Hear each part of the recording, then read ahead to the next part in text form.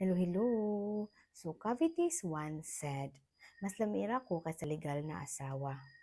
Well, kung sex rary ang basihan, hindi dapat tanan prosti tagpakaslan. Sige, butang nato na rason na sa imo tagwapahan.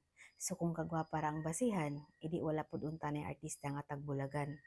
O sige mo insist pagyud ka, ingnon ta na napalipay nimo siya. Pero unsaon kung dili na?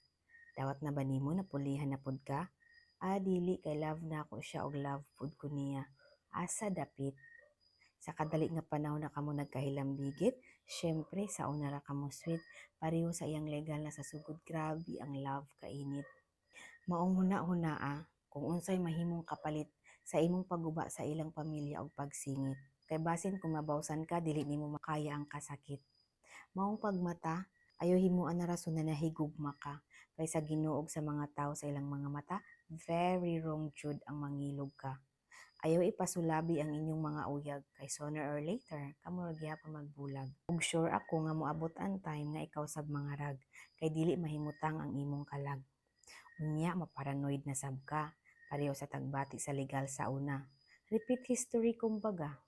Suhulat na lang imong gaba ha. Bye! Until sa sunod, salamat sa panonood.